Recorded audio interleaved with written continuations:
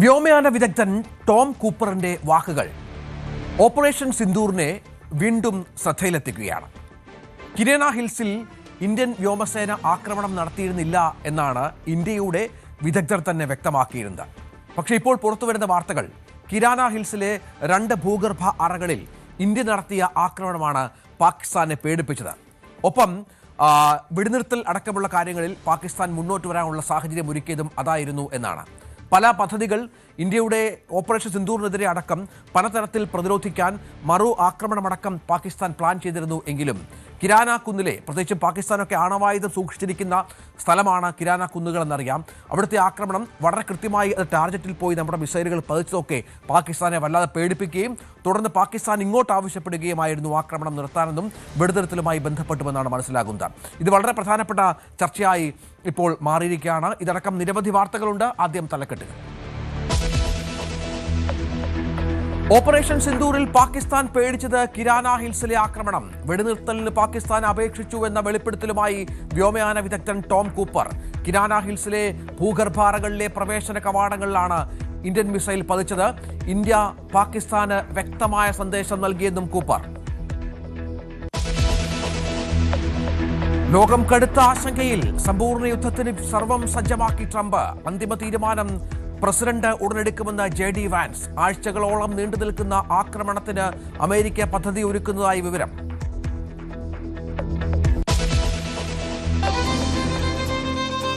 Shalini Unnikrishnan, a Hindu from Kerala. Tell me, when exactly you join ISIS? ഐസിസിൽ എപ്പോഴാണ് join ചെയ്തതെന്ന് അറിയുന്നത്. Kerala story 2-ന്റെ ട്രെയിലറിനെതിരെ വൻ വിമർശനം. വിദ്വേഷമാണ് 2ാം ഭാഗത്തിന്റെ ട്രെയിലറിൽ മുഖ്യമെന്ന് ട്രോളുകൾ.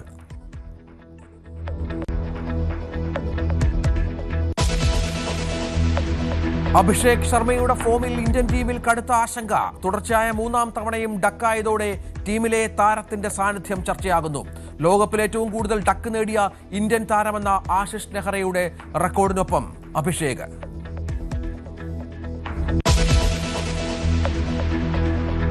വീണ്ടും കാടത്തവുമായി താലിബാൻ. ഭർത്താവ് ഭാര്യയെ മർദ്ദിക്കുന്നതിന് നിയമത്തിന്റെ സംരക്ഷണം. മർദ്ദനത്തിൽ ഭാര്യയുടെ എല്ലുകൾ ഒടിഞ്ഞാൽ മാത്രം ഭർത്താവിന് ശിക്ഷ. ശരീരം പൂർണ്ണമായി മൂടിയ അവസ്ഥയിൽ തന്നെ പരിക്ക് കോടതിയെ ബോധ്യപ്പെടുത്തണം. ഭർത്താവിന്റെ അനുമതിയില്ലാതെ ബന്ധുക്കളെ സന്ദർശിക്കരുതെന്നും നിർദ്ദേശം.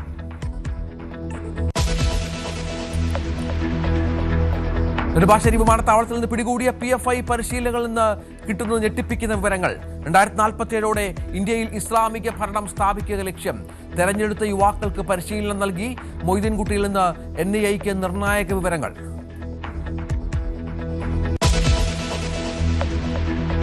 ശബരിമല സ്വർണ്ണക്കവർച്ചാ കേസിൽ അന്വേഷണ പുരോഗതി റിപ്പോർട്ട് ഇന്ന് ഹൈക്കോടതിയിൽ. സ്വർണ്ണപ്പാളികളുടെ സാമ്പിൾ ശേഖരിച്ചതായി അറിയിക്കും. കൊടിമര പുനർനിർമ്മാണം അന്വേഷണ വിവരവും റിപ്പോർട്ടിൽ.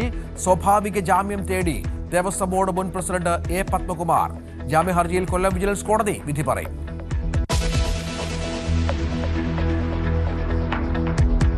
ഡോക്ടർമാരുടെ അനിശ്ചിതകാല OP ബഹിഷ്കരണ സമരം തുടരുന്നു. മെഡിക്കൽ കോളേജ് ഡോക്ടർമാർ ഇന്നു മുതൽ അടിയന്തരമല്ലാത്ത ശസ്ത്രക്രിയകൾ നിർത്തിവെക്കും. സെക്രട്ടേറിയറ്റിന് മുന്നിൽ KGM-CTA ധർണ ഇന്ന്. സമരത്തിൽ ചേർന്ന് PG വിദ്യാർത്ഥികളും.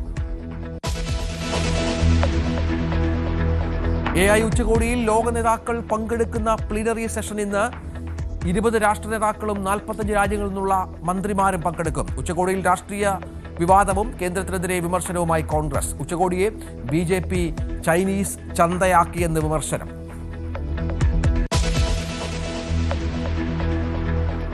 നമുക്ക് വിശദമായ വാർത്തയിലേക്ക് തന്നെ പോകാം. അതിലൊന്ന് ഓപ്പറേഷൻ സിന്ദൂർ.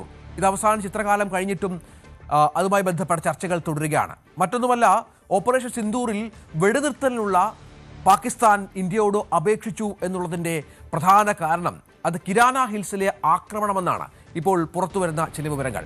വ്യോമയാന വിദഗ്ധൻ ടോം കൂപ്പർ പാകിസ്ഥാൻ ആണവായുധങ്ങൾ സൂക്ഷിച്ചിട്ടുണ്ടെന്ന് വിശ്വസിക്കപ്പെടുന്ന കിരാന ഹിൽസിലെ ഭൂഗർഭ അറകളിലേക്ക് ഇന്ത്യ ആക്രമണം നടത്തി എന്ന് സ്ഥിരീകരിക്കുകയാണ്.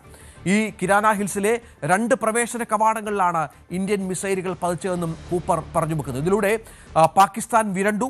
പാകിസ്ഥാന് ഇന്ത്യ വ്യക്തമായ സന്ദേശം നൽകി. തുടർന്ന് പാകിസ്ഥാൻ ഇന്ത്യയെ വിളിച്ചിട്ട് വെടിനിർത്തൽ വേണം എന്ന് അപേക്ഷിക്കുകയായിരുന്നു. നമുക്കറിയാം അത് അത്തരത്തിൽ ഇന്ത്യ വീണ്ടും കിരാന ഹിൽസിൽ ആക്രമണം തുടർന്നാൽ അത് പാകിസ്ഥാനിൽ ഉണ്ടാക്കാവുന്ന പ്രത്യാഘാതങ്ങൾ ചില്ലറയല്ല എന്ന് വളരെ വ്യക്തമായ ബോധ്യമുള്ള രാജ്യം കൂടിയായി പാകിസ്ഥാൻ മാറുകയാണ്. നേരത്തെ നമുക്കറിയാം ഇന്ത്യയുടെ വ്യോമയാന രംഗത്തെ പ്രധാനപ്പെട്ട ചുമതലക്കാരൊക്കെ ഇത്തരം കാര്യങ്ങൾ സമ്മതിക്കാൻ തയ്യാറായിരുന്നില്ല. കിരാന ഹിൽസിൽ ആണവായുധമുണ്ടോ എന്നാണ് ഇന്ത്യയുടെ തലവൻ, വ്യോമയാന തലവനടക്കം അന്ന് പത്രക്കാരോട് മാധ്യമങ്ങളോട് പറഞ്ഞിരുന്നത്. ഞങ്ങൾക്കറിയില്ല എന്ന് ചിരിച്ചുകൊണ്ട് മറുപടി പറയുന്ന ദൃശ്യങ്ങളൊക്കെ ഇപ്പോഴും നമ്മുടെ മനസ്സിലുണ്ട്. പക്ഷേ അവിടെയാണ് ഇപ്പോൾ കൂപ്പറിന്റെ വെളിപ്പെടുത്തൽ വളരെ വ്യക്തമായി തന്നെ പാകിസ്ഥാൻ നൽകിയ സന്ദേശത്തെക്കുറിച്ച് സൂചനകൾ നൽകുന്നത്. വി വിനോദ് വിവരങ്ങൾ പങ്കുവെക്കുകയാണ്. വിനോദ്, ഓപ്പറേഷൻ സിന്ദൂർ ഇപ്പോഴും നമ്മൾ ജലയുദ്ധമായി തുടരുകയാണ്, സംശയമില്ല. ഇന്നലെയും നമ്മൾ ഈ വാർത്ത പുറത്തുവിട്ടിരുന്നു. തുടർച്ചയായി നമ്മുടെ നദികളിൽ നിന്ന് പാകിസ്ഥാന് ലഭിച്ചുകൊണ്ടിരുന്ന ജലം തടയുന്നുണ്ട്. അപ്പോഴാണ് കിരാന കുന്നുകളിലുണ്ടായ ആക്രമണം വീണ്ടും ചർച്ചയാകുന്നത്. എന്താണ് കൂപ്പർ വെളിപ്പെടുത്തുന്ന കാര്യങ്ങൾ?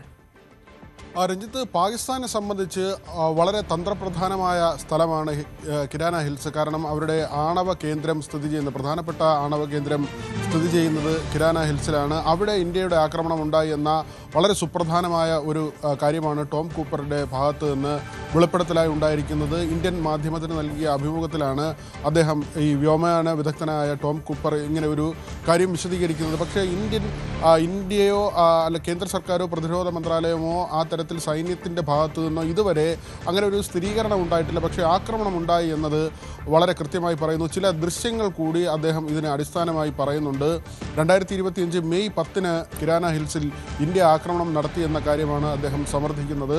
മാത്രമല്ല, ഈ ദൃശ്യങ്ങൾ കാണുമ്പോൾ അത് വ്യക്തമാണ്. ആദ്യം അവിടുത്തെ റഡാർ സ്റ്റേഷനിലാണ് ആക്രമണം നടത്തുന്നത്. അവിടെ നിന്ന് പുകച്ചുരുളുകൾ ഉയരുന്നത് ദൃശ്യങ്ങളിൽ വ്യക്തമാണ്. അതിനുശേഷം ഈ ആണവ കേന്ദ്രത്തിൻ്റെ 2 കവാടങ്ങൾ, പ്രധാനപ്പെട്ട 2 കവാടങ്ങളിൽ ഇന്ത്യൻ മിസൈലുകൾ പതിച്ചു. ഇതിൻ്റെ ദൃശ്യങ്ങൾ ആ നാട്ടുകാർ തന്നെ ചിത്രീകരിക്കുകയും ചെയ്തു. പിന്നീട് നാട്ടുകാരാണ് മാധ്യമങ്ങൾക്ക് ഈ ദൃശ്യങ്ങൾ നൽകുകയും അങ്ങനെ ഈ ദൃശ്യങ്ങൾ പുറത്താവുകയും ചെയ്യുന്നത്. ഈ ദൃശ്യങ്ങൾ കിരാന ഹിൽസിൽ ഇന്ത്യയുടെ ആക്രമണമായി സംഭവിച്ചതല്ല, അല്ലെങ്കിൽ അതിൻ്റെ ദൃശ്യങ്ങളല്ല, മറിച്ച് 2015 യമനിൽ നടന്ന ഒരു സംഭവമാണ്. യമനിലെ സനയിൽ നടന്ന ആക്രമണത്തിൻ്റെ ദൃശ്യങ്ങളാണ് എന്ന തരത്തിൽ മറ്റൊരു വ്യാഖ്യാനവും പുറത്തു വന്നു. പക്ഷേ കൃത്യമായി പാകിസ്ഥാൻ ഓപ്പറേഷൻ സിന്ദൂർ അവസാനിപ്പിക്കണമെന്ന് ഇന്ത്യയോട് അഭ്യർത്ഥിച്ചതിന് കാരണമായത് ഈ ഒരു ആക്രമണമാണ്. കാരണം ഇതിൻ്റെ ഒരു അപകടം പാകിസ്ഥാൻ തിരിച്ചറിഞ്ഞു എന്ന് തന്നെയാണ് ഇപ്പോൾ ടോം കൂപ്പർ ഇതിൽ കൃത്യമായി പറയുന്നത്. ഇതിൻ്റെ ഈ യുദ്ധം നീണ്ടാൽ, അല്ലെങ്കിൽ അങ്ങനെ ഒരു സംഘർഷാവസ്ഥ നീണ്ടുപോയാൽ പാകിസ്ഥാൻ ഉണ്ടാകാവുന്ന പ്രത്യാഘാതം അത് ആ സർക്കാർ തിരിച്ചറിഞ്ഞു. അതുകൊണ്ട് ഇന്ത്യയോട് ഇതിൽ നിന്ന് പിന്മാറണം എന്ന ഒരു ആവശ്യം മുന്നോട്ട് വെച്ചു എന്ന കാര്യമാണ്. മാത്രമല്ല, പാകിസ്ഥാൻ്റെ ബെന്യാൻ അൽ മർസൂസ് എന്ന ഒരു പദ്ധതി ഉണ്ടായിരുന്നു. അത് ഓപ്പറേഷൻ സിന്ദൂറിന് ബദലായി ഇന്ത്യയെ ആക്രമിക്കുന്നതിന് വേണ്ടി പാകിസ്ഥാൻ തയ്യാറാക്കിയ പ്ലാനാണ്. ആ പദ്ധതി ഉപേക്ഷിക്കുന്നതിന് കൂടി കിരാന ഹിൽസിലെ ഇന്ത്യൻ ആക്രമണം കാരണമായി എന്ന് കൂടി അദ്ദേഹത്തിൻ്റെ വെളിപ്പെടുത്തലിൽ പറയുന്നുണ്ട്. രഞ്ജിത്ത്, അന്ന് നമുക്കറിയാം വ്യോമസേനയുടെ ഇതുമായി ബന്ധപ്പെട്ടുള്ള പ്രതികരണം വന്നപ്പോൾ വിനോദ് അതിൽ പറഞ്ഞിരുന്നത് ഏതാണ് കിരാന ഹിൽസ്, അവിടെ ഇങ്ങനെ പാകിസ്ഥാൻ ആണവായുധം സൂക്ഷിച്ചിട്ടുണ്ടോ എന്നൊക്കെ എയർ മാർഷൽ AK ഭാരതി അദ്ദേഹം നിഷേധിച്ചത് നമ്മളന്ന് ഓർക്കുന്നുണ്ട്. അവിടെയാണ് ഇപ്പോൾ ഇത്തരത്തിലൊരു വെളിപ്പെടുത്തൽ വരുന്നത്. കിരാന ഹിൽസ് പോലെയുള്ള ഒരു പക്ഷേ പാകിസ്ഥാൻ ആണവായുധ സൂക്ഷിച്ച സ്ഥലത്ത് ഇന്ത്യ ആക്രമിച്ചു എന്നൊക്കെ പറയുമ്പോൾ അത് ലോകരാജ്യങ്ങളോട് വെളിപ്പെടുത്തുന്നത് നമുക്ക് ഒരു പക്ഷേ അതൊരു ഔചിത്യമില്ലായ്മയായി തോന്നാം, അല്ലെങ്കിൽ ഏതെങ്കിലും തരത്തിൽ അതുമായി ബന്ധപ്പെട്ട മറ്റു പ്രതികരണങ്ങൾ വന്നേക്കാം. അതുകൊണ്ടായിരിക്കാം. പക്ഷേ ആക്രമണം നടന്നു എന്നുള്ളത് വളരെ വ്യക്തമാണല്ലോ. തീർച്ചയായും രഞ്ജിത്ത് സൂചിപ്പിച്ചത് തന്നെ ആദ്യം നമുക്ക് പറയാം. AK ഭാരതിയുടെ അന്നത്തെ ഒരു പ്രതികരണം, അന്ന് മാധ്യമപ്രവർത്തകർ ഓപ്പറേഷൻ സിന്ദൂർ കഴിഞ്ഞപ്പോൾ തന്നെ കിരാന ഹിൽസിൻ്റെ കാര്യം ചോദിച്ചിരുന്നു. അവിടെ ആക്രമണം നടന്നു എന്നത് സ്ഥിരീകരിക്കാത്ത വിവരങ്ങളായി ആദ്യഘട്ടത്തിൽ തന്നെ പുറത്തു വന്നതാണ്. ഈ കാര്യം ചോദിക്കുമ്പോൾ AK ഭാരതിയുടെ പ്രതികരണം ഒരു ചെറു പുഞ്ചിരി മാത്രമായിരുന്നു. അദ്ദേഹം പറഞ്ഞത് പാകിസ്ഥാനിൽ ആണവ കേന്ദ്രങ്ങളുണ്ടോ, അങ്ങനെ ഒരു കാര്യം അറിയിച്ചതിന് നന്ദി എന്ന തരത്തിലൊരു പുഞ്ചിരിയോടുകൂടിയാണ് അദ്ദേഹം മറുപടി പറഞ്ഞത്. ആ സമയം മുതൽ തന്നെ ഇന്ത്യ ആക്രമണം നടത്തി എന്ന കാര്യത്തിന് ഒരു സ്ഥിരീകരണമുണ്ടായിരുന്നു, പറയാതെ പറയുകയായിരുന്നു. പക്ഷേ ആണവ കേന്ദ്രം ആക്രമിക്കുമ്പോൾ അത് ലോകരാജ്യങ്ങൾക്കിടയിൽ മറ്റേത് തരത്തിൽ ചർച്ചയാകും എന്നത് അടക്കമുള്ള വിഷയങ്ങളുണ്ട്. നയതന്ത്ര തലത്തിൽ എങ്ങനെയൊക്കെയാകും പിന്നീട് ആ ചർച്ച വഴിമാറുക എന്നതൊക്കെ തന്നെ വളരെ ശ്രദ്ധയോടുകൂടി കണ്ടുകൊണ്ട് മാത്രമേ ഇന്ത്യക്കൊരു പ്രതികരണം അതിൽ ഔദ്യോഗികമായി നടത്താൻ കഴിയൂ എന്ന കാര്യം വ്യക്തമാണ്. അതുകൊണ്ട് തന്നെയാകണം രാജ്യം ഇതുവരെ അതൊരു ഔദ്യോഗിക അറിയിപ്പായി പുറത്തുവിടാത്തത്. പക്ഷേ കാര്യങ്ങൾ വളരെ വ്യക്തമാണ്. ഇപ്പോൾ ടോം കൂപ്പറിൻ്റെ വെളിപ്പെടുത്തലിൽ പറയുന്നത് ആ ദൃശ്യങ്ങൾ അദ്ദേഹം ആ ദൃശ്യങ്ങളുടെ അടിസ്ഥാനത്തിലാണ് സമർത്ഥിക്കുന്നത്. റഡാർ കേന്ദ്രത്തിൽ ആദ്യം ആക്രമണം ഉണ്ടായിരുന്നു. അങ്ങനെ അവിടുത്തെ പ്രതിരോധ സംവിധാനങ്ങളെ ആക്രമിച്ചുകൊണ്ട് തുറന്ന യുദ്ധത്തിലേക്ക് ഇന്ത്യ നീങ്ങി എന്നത് തന്നെയാണ്. മാത്രമല്ല ആണവ കേന്ദ്രത്തിൻ്റെ 2 പ്രധാന കവാടങ്ങൾ ആ ഒരു തിരിച്ചടി ഇന്ത്യ ഓപ്പറേഷൻ സിന്ദൂറിൻ്റെ ഭാഗമായി തുടർന്നെങ്കിൽ പാകിസ്ഥാൻ്റെ നില വളരെ പരിങ്ങലിലാകുമായിരുന്നു. പാകിസ്ഥാൻ ഇന്ന് കാണുന്ന നിലയിലായിരിക്കില്ലായിരുന്നു എന്നതൊക്കെ തന്നെയാണ് അദ്ദേഹം പറഞ്ഞു വെക്കുന്നത്. അത് നമുക്കും അറിയാവുന്നതാണ്. ഓപ്പറേഷൻ സിന്ദൂർ ഏറ്റവും ഒടുവിൽ അവസാനിപ്പിക്കുന്നതിന് വേണ്ടി പാകിസ്ഥാൻ്റെ ഭാഗത്ത് നിന്ന് പല വഴികളിലൂടെയുള്ള സമ്മർദ്ദങ്ങൾ, അമേരിക്കയുടെ ഇടപെടൽ പോലും പാകിസ്ഥാൻ അഭ്യർത്ഥിച്ചുകൊണ്ട് ഇന്ത്യക്ക് മേൽ അങ്ങനെ ഒരു ആവശ്യം കൊണ്ടുവരാൻ വേണ്ടിയുള്ള നീക്കങ്ങളൊക്കെ തന്നെ പാകിസ്ഥാൻ നടത്തി. അവിടെയാണ് ഇന്ത്യയുടെ ജലയുദ്ധം. ഇതുവരെ പാകിസ്ഥാൻ ഇങ്ങനെ തീവ്രവാദികളെ വളർത്തിക്കൊണ്ട് അല്ലെങ്കിൽ വിധ്വംസക പ്രവർത്തനത്തിന് വളമിട്ടുകൊണ്ട് പലപ്പോഴും പാകിസ്ഥാൻ്റെ ഭാഗത്ത് നടപടി ഉണ്ടാകുമ്പോൾ ഇന്ത്യ തിരിച്ചടിക്കുമായിരുന്നു. അങ്ങനെ അത് പിന്നീട് ചർച്ചകളിലൂടെ പരിഹരിക്കുന്ന ഒരു നിലയുണ്ടായിരുന്നു. പക്ഷേ ഇത്തവണ അത് അവിടം കൊണ്ട് അവസാനിച്ചില്ല.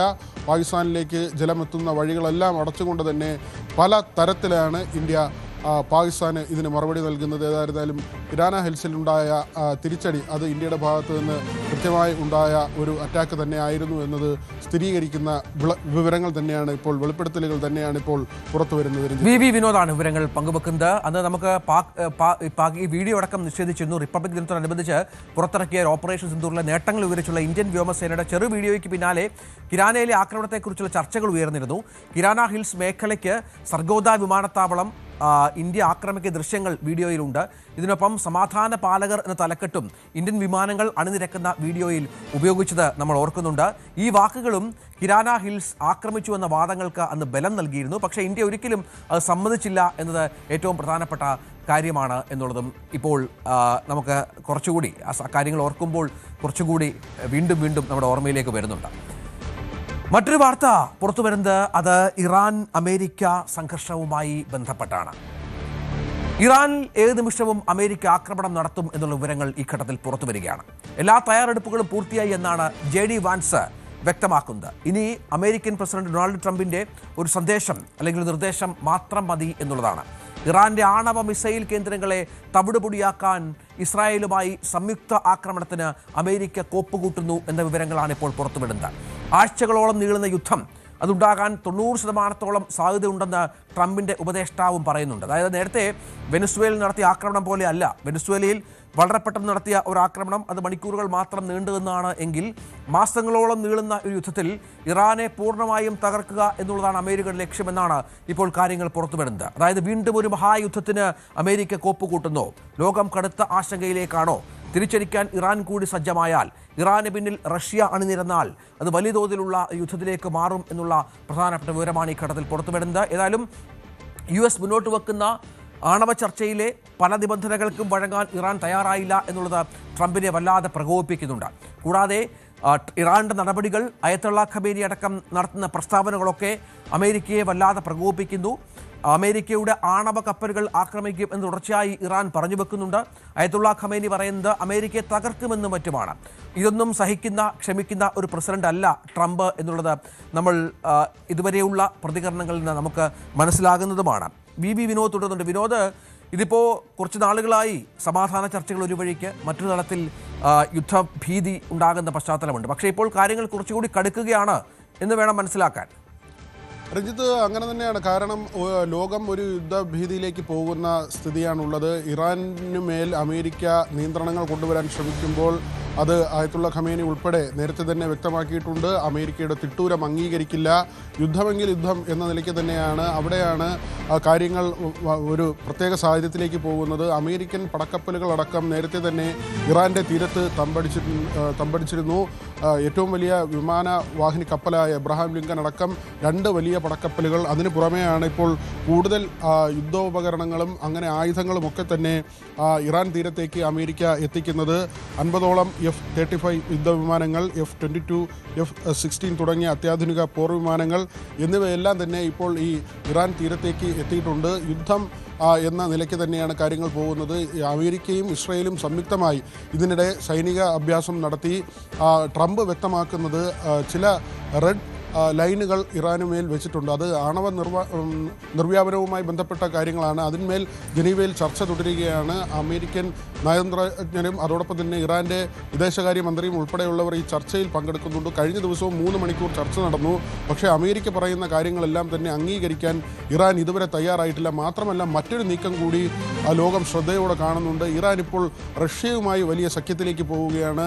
ഇന്ത്യ റഷ്യയിൽ നിന്നുള്ള എണ്ണ ഇറക്കുമതി ഒഴിവാക്കിയിരുന്നു. അത് നേരത്തെ അമേരിക്ക കൊണ്ടുവന്ന തീരുവ യുദ്ധത്തിൻ്റെ ഭാഗമായി ഇന്ത്യ റഷ്യയിൽ നിന്നുള്ള ഇറക്കുമതി ഒഴിവാക്കുകയും വെനസ്വേലൻ എണ്ണ വാങ്ങുന്ന തരത്തിലേക്ക് നടപടികളുമായി മുന്നോട്ട് പോവുകയുമാണ്. അതിനുള്ള കരാറുകളും അങ്ങനെ അവിടെ നിന്നുള്ള എണ്ണ കൊണ്ടുവരുന്നതിനുള്ള നടപടികളും ഇതിനകം തന്നെ പൂർത്തിയായി കഴിഞ്ഞു. വലിയ തോതിൽ ഈ ഇന്ധനം റഷ്യയിൽ നിന്ന് വാങ്ങാനാണ് ഇപ്പോൾ ഇറാൻ തീരുമാനിച്ചിട്ടുള്ളത്. അതായത് ഇന്ത്യയുമായുള്ള ഒരു സഖ്യം അല്ലെങ്കിൽ ആ ഒരു വ്യാപാര കരാറിൽ റഷ്യയ്ക്ക് ബുദ്ധിമുട്ടുണ്ടാകാതിരിക്കാൻ വേണ്ടിയുള്ള ഒരു നടപടിയിലേക്ക് ഇറാൻ മാറുന്നു എന്നത് തന്നെയാണ്. അങ്ങനെയെങ്കിലും ഒരു യുദ്ധമുണ്ടായാൽ ഇറാനും റഷ്യയും ഒക്കെ തന്നെ കൈകോർക്കുന്ന നില, അത് പ്രത്യേകിച്ച് മിഡിൽ ഈസ്റ്റിലെ പല രാജ്യങ്ങളിൽ പണ്ട് ഏതെങ്കിലും അറബ് രാജ്യത്തെ ആക്രമിച്ചാൽ, ഇസ്രായേൽ ആക്രമിച്ചാൽ, അമേരിക്ക ആക്രമിച്ചാൽ ഒരുപക്ഷെ അത് ആ രാജ്യത്തിൻ്റെ മാത്രമായി വിഷയമായി മാറുമെങ്കിൽ ഇപ്പോൾ ഇറാൻ നൽകുന്നൊരു മുന്നറിയിപ്പ് ഇത് അങ്ങനെ ആയിരിക്കില്ല, മറിച്ച് അറബ് രാജ്യങ്ങൾ ഒരുമിക്കുന്ന ഒരു നിലയുണ്ടാകും. അങ്ങനെയാണെങ്കിൽ ലോകം ചേരിതിരിഞ്ഞ് യുദ്ധത്തിലേക്ക് പോകുന്ന നിലയുണ്ടാകുന്ന സാഹചര്യമുണ്ട്. ആരും വിട്ടുവീഴ്ചയ്ക്ക് തയ്യാറല്ല. ഇറാനും കഴിഞ്ഞ ദിവസം ഈ സൈനികാഭ്യാസം നടത്തിയിരുന്നു. അമേരിക്കയുടെ ഒരു ഭീഷണിക്കും വഴങ്ങേണ്ടതില്ല എന്ന ഒരു സാഹചര്യം തന്നെയാണുള്ളത്. US നേവിയുടെ MQ-4C ട്രിട്ടൺ നിരീക്ഷണ ഡ്രോൺ ഗൾഫിന് മുകളിലൂടെ പ്രവർത്തിക്കുന്നുണ്ടെന്ന് സാറ്റലൈറ്റ് ചിത്രങ്ങളിലൂടെ വ്യക്തമാണ്. ഇത് സംബന്ധിച്ച ദൃശ്യങ്ങൾ പുറത്തു വന്നിട്ടുണ്ട്. ആ തരത്തിൽ വലിയ സാഹചര്യം, യുദ്ധസമാനമായ സാഹചര്യം, ഒരുപക്ഷെ യുദ്ധമുണ്ടായാൽ അത് ആഴ്ചകളോളം നീണ്ടു നിൽക്കുമെന്ന ഒരു കാര്യം കൂടി അമേരിക്ക പറയുന്നുണ്ട്. രഞ്ജിത്ത്, തീർച്ചയായും അതാണ്. 2 വിമാനവാഹിനി കപ്പലുകൾ, ഡസൻ കണക്കിന് യുദ്ധക്കപ്പലുകൾ, 100 കണക്കിന് യുദ്ധവിമാനങ്ങൾ. അതായത് നേരത്തെ വിനോദ് പറഞ്ഞ പോലെ F-35, F-22, F-16, DAS, SS വ്യോമ പ്രതിരോധ സംവിധാനങ്ങൾ എന്നിവ വിന്യസിച്ചു കഴിഞ്ഞുവെന്നാണ് JD വാൻസ് വ്യക്തമാക്കുന്നത്. കഴിഞ്ഞ ആഴ്ചകളിൽ മാത്രം ആയുധങ്ങളുമായി 150-ലധികം ചരക്ക് വിമാനങ്ങൾ ഈ മേഖലയിലെത്തി എന്നും പറയുന്നുണ്ട്. ട്രംപിന്റെ മുന്നറിയിപ്പിന് പിന്നാലെ ഇറാൻ അതിർത്തിയിൽ സൈനിക വിന്യാസം അമേരിക്ക ശക്തമാക്കിയ പശ്ചാത്തലമാണിത്. 50 F-35, F-22, F-16 വിമാനങ്ങൾ ഇറാൻ അതിർത്തിയിൽ അമേരിക്ക വിന്യസിച്ചു എന്നുള്ള വിവരങ്ങൾ പുറത്തുവരുന്നു. ഇറാനുമായുള്ള ആണവ ചർച്ചകൾ ജനീവയിൽ പുരോഗമിക്കുന്നതിനിടയിലാണ് അമേരിക്ക പശ്ചിമേഷ്യയിൽ വൻതോതിലുള്ള സൈനിക വിന്യാസം നടത്തുന്നത് എന്നതാണ് ഏറ്റവും പ്രധാനപ്പെട്ട കാര്യം. അത്യന്താധുനിക പോർ വിമാനങ്ങളുണ്ട്, യുദ്ധക്കപ്പലുകളുണ്ട്, 50ഓളം നേരത്തെ പറഞ്ഞ പോലെ യുദ്ധവിമാനങ്ങളുണ്ട്. അങ്ങനെ നിരവധിയായ ക്രമീകരണങ്ങൾ നടത്തുമ്പോൾ എന്താണ് ട്രംപ് ലക്ഷ്യം വെക്കുന്നത് എന്നുള്ളത് കാത്തിരുന്ന് കാണണം. ഒരു വശത്ത് പലതരത്തിലുള്ള യുദ്ധങ്ങൾ അവസാനിപ്പിക്കാൻ ട്രംപ് മുൻകൈ എടുക്കുമ്പോൾ മറുവശത്ത് ഇറാനുമായുള്ള യുദ്ധത്തിലേക്ക് ട്രംപ് പോകുമോ എന്നുള്ള കാര്യം കൂടി നമ്മൾ കാത്തിരുന്ന് കാണണം. VV വിനോദാണ് ഏറ്റവും പുതിയ വിവരങ്ങളുമായി ചേർന്നത്. അതായത് ലോകം യുദ്ധഭീതിയിലേക്ക് പോകുന്നു, പശ്ചിമേഷ്യയിൽ ഈ തരത്തിലുള്ള പ്രശ്നങ്ങൾ രൂക്ഷമാകുന്നു എന്നുള്ള സൂചനകൾ കൂടി പുറത്തു വരുന്ന പശ്ചാത്തലം ഉണ്ട്. നമുക്ക് മറ്റ് ഒരു പ്രധാന വാർത്തയിലേക്ക് പോകണം. അത് വിവാദമായ ദ കേരള സ്റ്റോറി, അതിൻ്റെ 2ാം ഭാഗം എത്തുമ്പോൾ അതിനെതിരെ വലിയ ട്രോളുകൾ സോഷ്യൽ മീഡിയയിൽ നിറയുകയാണ്. ദ കേരള സ്റ്റോറി 2വിൻ്റെ ട്രെയിലർ കഴിഞ്ഞ ദിവസം പുറത്തിറങ്ങി. അതിന് പിന്നാലെ ട്രോളുകളും വിമർശനങ്ങളും വ്യാപകമാണ്. നമ്മുടെ മുഖ്യമന്ത്രി പിണറായി വിജയൻ ഇതുമായി ബന്ധപ്പെട്ട് ഒരു പ്രസ്താവന ഇന്നലെ ഇറക്കിയിരുന്നു. അദ്ദേഹം പറഞ്ഞത് ഈ കേരള സ്റ്റോറിയൊക്കെ പുറത്തിറങ്ങുന്നത് അത് വല്ലാത്ത ഒരു രീതിയാണ്, അത് വീണ്ടും വിദ്വേഷമടക്കമുള്ള കാര്യങ്ങൾ പ്രചരിപ്പിക്കാനുള്ള ഒരു മാർഗമായി മാറും എന്ന് തന്നെയാണ്. ആദ്യ സ്റ്റോറി പോലെ തന്നെ വിദ്വേഷമാണ് 2ാം ഭാഗത്ത് ട്രെയിലറിലും ഉള്ളത് എന്നാണ് ഈ ട്രോളുകളിലൂടെ ആളുകൾ വിമർശിക്കുന്നത്. പ്രൊമോയ്ക്കെതിരെയും ട്രോളുകൾ സജീവമാണ്. ചിത്രത്തിൽ കേരളത്തിൽ നിന്നുള്ള ഹിന്ദു പെൺകുട്ടിയെ നിർബന്ധിച്ച് ബീഫ് കഴിപ്പിക്കുന്ന രംഗത്തിന് ആണ് ഏറ്റവും അധികം ട്രോളുകൾ ഉയരുന്നത്.